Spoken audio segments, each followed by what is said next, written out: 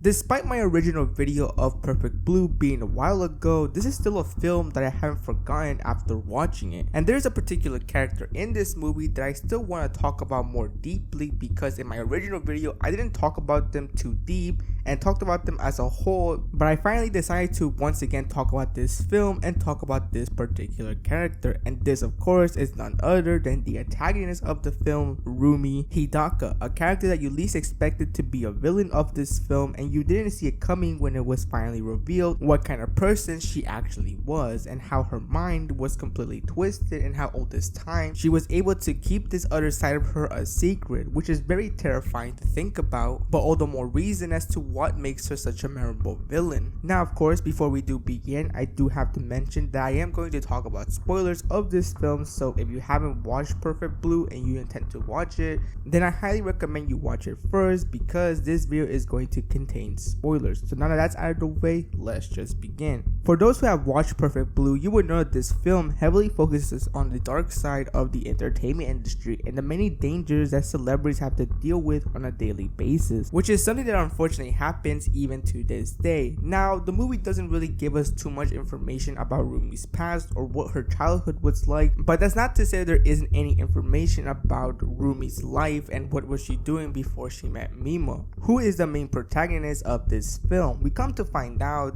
that Rumi used to be a pop idol herself. However, due to the harshness of the entertainment industry and due to her not being that attractive, her career didn't really go off, which of course greatly affected Rumi. And unfortunately, this is something that's not uncommon even in real life as well, especially for the people who want to be part of the entertainment industry, because while talent may be a huge factor into getting into this world of entertainment, there's also another factor as well that some look for, and that is also that person has to be beautiful and attractive, which was the setback that Rumi had to face, and eventually she wasn't able to achieve the dream that she wanted to achieve. Ultimately, Rumi decided to start working at the agency that she used to be as an agent, and this of course will also be the same agency that Mima was in. Now at first glance, every time you saw an interaction between Mima and Rumi, it always seemed normal. It always seemed that Rumi did care for Mima and she was always looking out for her. Like when Mima wanted to shift from an idol to becoming an actress, while she did show some hesitation, it still looked like she still was going to support Mima's decision. And when Mima was giving acting roles that for Rumi it seemed too negative, not something that Mima should deal with, of course she always stood up against the agency, but ultimately would always end up failing. So based on these examples, it may seem that first that Rumi was somebody that was looking out for Mima. That was until one day Mima was cast to play a role in this thing called double bind. However, the role was very dark, as Mima would have to pretend being assaulted by a bunch of guys. This of course was not something that Rumi was in favor of, and even had a conversation with Mima telling her to not do it, not just because it was very disturbing, but also because this would ruin her reputation. And while Mima was also not comfortable with this scene, she felt a lot of pressure, not just by her agency, but also by how the standards of the entertainment industry are, where in order to get big, there are going to be moments in their careers that are going to have to do things that they may not be a huge fan of, but this is the only way to not just build up their status, but to also get more acting roles in the near future. So unfortunately, Mima ended up doing this role, and of course Rumi was there to witness how this scene played out, and she felt not only disgusted but also angry as well. It was also during this point in the movie that a lot of strange things started to happen, and a lot of very horrifying things as well. First, there was a website that was apparently created by Mima that showed that Mima was not happy with how her acting career was going,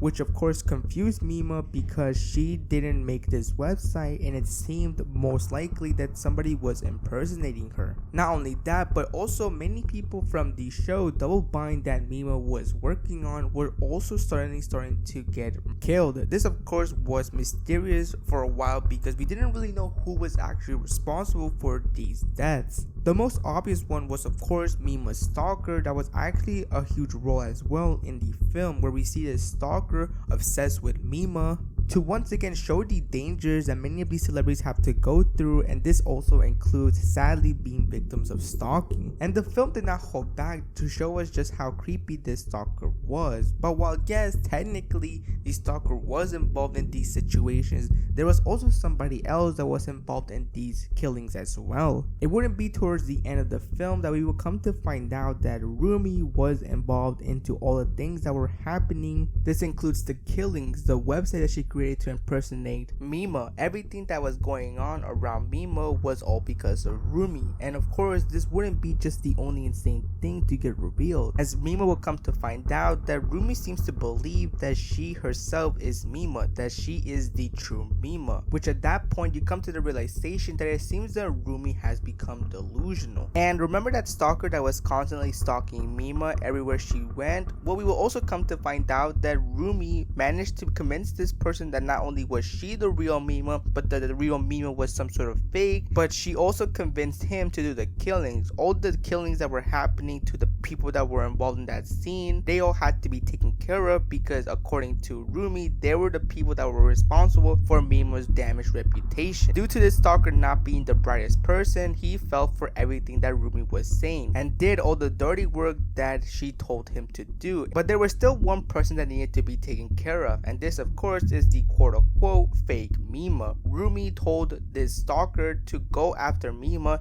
and end her once and for all, and while the stalker tried, of course Mima fought back, and ultimately this would be the end of the stalker. And once Rumi found out that the stalker failed his mission into killing Mima, she felt that she was the only one who can finish the job. Rumi manages to convince Mima to join her in her room, but very quickly Mima is able to notice that Rumi's room is identical to hers. But this was just the beginning, as Rumi will reappear once again, but this time not only dressing up as an idol, but trying so hard to look like Mima, while at the same time trying to mimic her voice and the way she acts and behaves.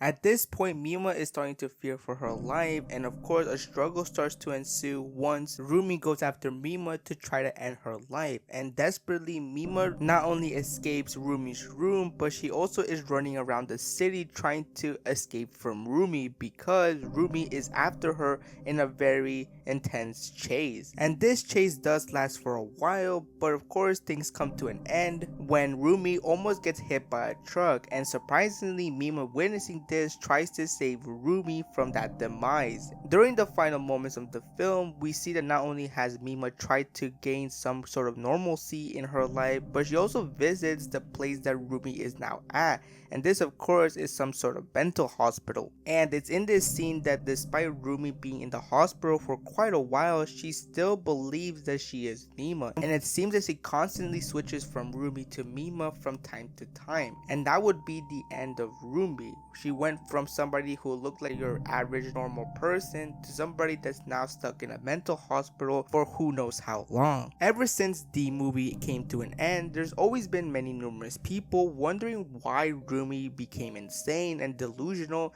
and what made her believe that she was Mima. Well, there isn't any confirmation from the movie, but many people have speculated that the reason why Rumi became the way she became was because of some sort of personality disorder. Now, of course, take this with a grain of salt because I'm not really a doctor, so I don't really know if this is 100% true. And once again, the movie never confirmed that Rumi had some sort of disorder. But based on what we've seen and based on how she acted towards the very end, it is quite possible that Rumi was dealing with some sort of personality disorder. Maybe at one point she really did care for Mima and she did respect her, but eventually she decided to believe that she was Mima herself and that the Mima that she was constantly talking to was some sort of impersonator. And I think the moment that really made Rumi get away from reality and be delusional was of course the scene in which she had to witness Mima pretending to having to be assaulted by a bunch of men. Maybe for Rumi's mind, she believed that Mima had betrayed her. She viewed Mima as this pure innocent girl that can do no wrong and was always going to be pure for the rest of her life. So once she saw this moment, she was in shock that Mima was willing to do this, and of course for her it was some sort of betrayal because this was not the Mima that she supposedly knew. This was not the image that she had of Mima in mind, and of course this will lead her to start doing drastic actions by not only creating a website to pretend to be Mima, but also by taking out the people that she felt were responsible for ruining the image of Mima. And of course, while I do understand that the assault scene was hard to watch, and I can understand many people feeling uncomfortable witnessing that, not to mention that one of the victims of Rumi's killing spree was not even involved in that scene whatsoever. The reason why Rumi killed one particular victim was because he was a photographer that was taking 18 plus pictures of Mima. I can understand why someone may not be a huge fan of those kind of things, but at the end of the day, killing someone and taking someone's life because of it is not really a valid reason. But of course, we have to be reminded that at this point, Rumi was no longer in reality. But with that being said, while she was being delusional in this point in the movie, she was still very smart and cunning, as once again, she was able to manipulate the stalker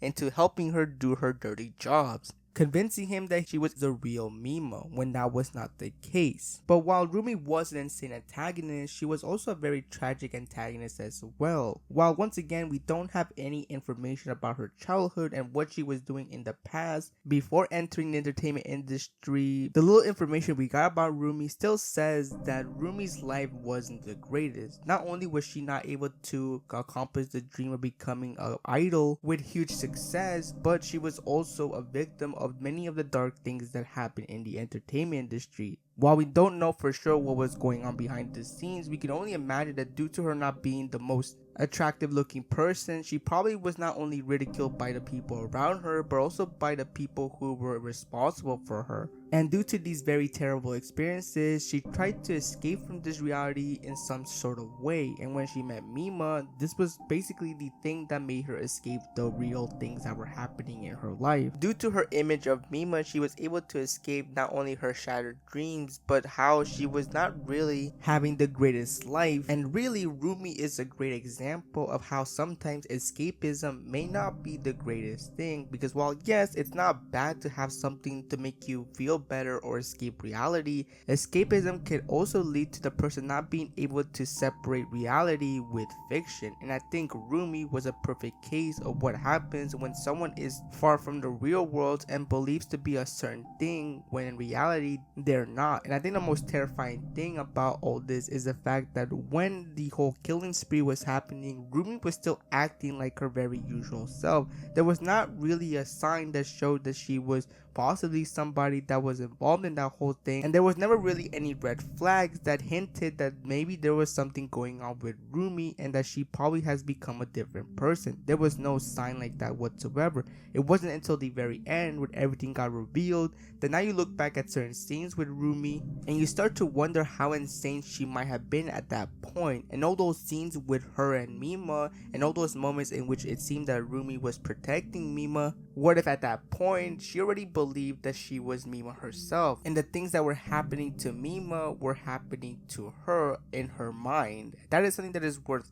mentioning because we don't really know how twisted Rumi's mind actually was and what certain point she became just a very delusional, insane person. But that is something that a lot of people, even to this very day, are still talking about when mentioning Perfect Blue, which just goes to show us the impact that many people had when watching this movie, and how even to this day it's not only still talked about, but there's still a lot of discussions of the many things that are still not really fully explained and weren't really answered, and there are still questions that are up in the air. But that's where I'm going to end today's video. I hope you enjoyed it, and I'll see you next time.